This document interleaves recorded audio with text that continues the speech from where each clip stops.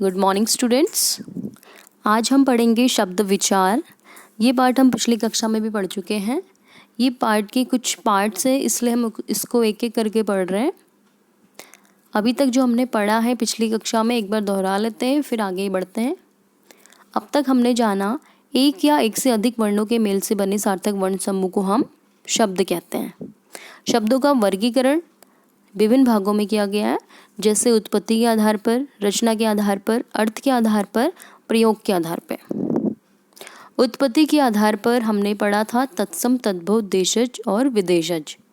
रचना के आधार पर हमने पढ़ा रूढ़ शब्द, यौगिक शब्द और योग रूढ़ शब्द। आज हम पढ़ेंगे अर्थ के आधार पर। तो चलिए शुरू करते हैं। अर्थ के आधार पर शब्दों का वर्गीकरण दो भागों में किया गया है, सार्थक शब्द और निरर्थक शब्द। सार्थक का अर्थ है जो अर्थ प्रदान करते हैं, यानी वे शब्द जिनका कोई ना कोई अर्थ अवश्य होता है उन्हें कहते हैं हम सार्थक शब्द।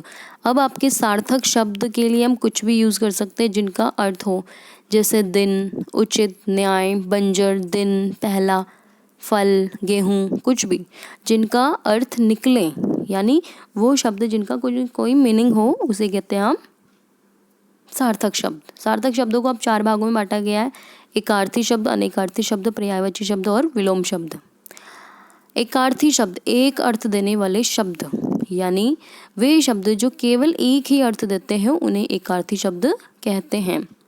जैसे निधन का मतलब है मृत्यु, पहला का मतलब है, प्रथम का मतलब है पहला, या पहला का अर्थ के लिए हम कोई दूसरा शब्द यूज़ करेंगे तो वो होगा प्रथम। दिन का मीनिंग है दिवस, पुस्तक का मतलब है किताब, यानी वो शब्द जो केवल एक ही अर्थ देता हो वो एकार्थी शब्द कहलाता है। दूसरा अनेकार्थी शब्द, कभी कभी एक ही शब्द के अलग अलग अर्थ निकलते हैं, इसलिए हम इसको अनेक अर्थ देने वाला यानी अनेकार्थी शब्द कहते हैं। उदाहरण के लिए जल एक पीने वाला पानी है, जबकि एक जल आपका जल जाना है, जैसे हाथ जल जाना। तो ये आपका जल पढ़ने और लिखने में तो सेम है, पर इनका मीनिंग अलग अलग है। ऐसे शब्दों को हम कहते हैं अनेकार्थी शब्द।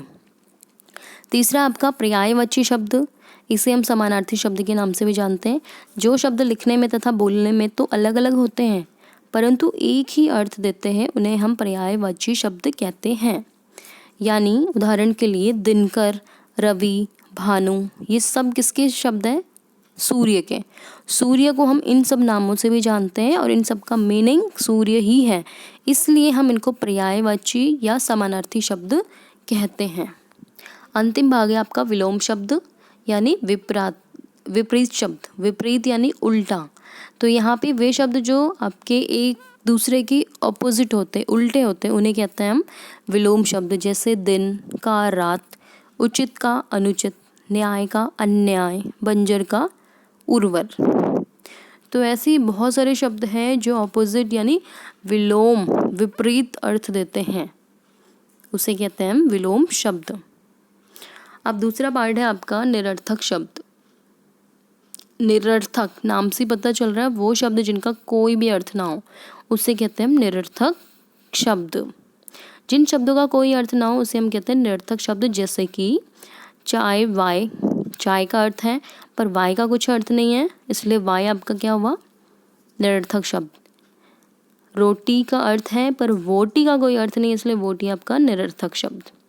पानी का अर्थ है पर वाणी का अर्थ कुछ नहीं है, इसलिए आपका वाणी आपका निरर्थक शब्द। तो देखा आपने, हम अपनी भाषा में, आम बोलचाल में ऐसे शब्दों का प्रयोग भी करते हैं जिनका कोई अर्थ नहीं होता, उसे कहते हैं हम निरर्थक शब्द। तो चलिए देखते हैं आपको ये पाठ कितना समझ आया। अर्थ के आधार पर निम्नलिखित के दो शब्द लिखिए। अब आपको जितना कुछ मैंने बताया, जरूरी नहीं आप वही शब्दों का प्रयोग करें। अब आपको जितना भी ज्ञान पहले से है आप उनको भी इस्तेमाल कर सकते हैं, यानी आपको क्वेश्चन का आंसर अपने मन से भी दे सकते हो। एकार्थी शब्द का उदाहरण दीजिए दो। कुछ भी हो सकता है जिसका केवल एक अर्थ निकले, कुछ भी हो सकता है। प्रथम, दिन, पुस्तक, निधन, कुछ भी हो सकता है। तो आपका यहाँ पे उत्तर है मित्र, और घर, उनका केवल एक ही अर्थ निकलता है, इसलिए दोनों आपके एकार्थी शब्द हैं।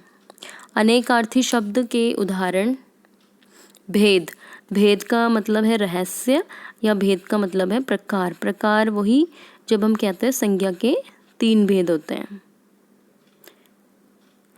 पर्यायवाची शब्द, किसी भी शब्द के आप पर्यायवाची शब्द बता सकते हैं। यहाँ पे है गंगा के लिए सुरसरी और गंगा के लिए हम भागीरथी शब्द का प्रयोग करते हैं। विलोम शब्द स्वाधीन का पराधीन या फिर वरदान का अभिशाप। तो बच्चों आपका होमवर्क आज का यही है कि आपको ये जो प्रश्न हैं ये चारों आपको अपनी कॉपी में लिखने हैं और याद भी करने हैं। तब तक के लिए धन्यवाद। अगली कक्षा में मिलते हैं नए टॉपिक के साथ।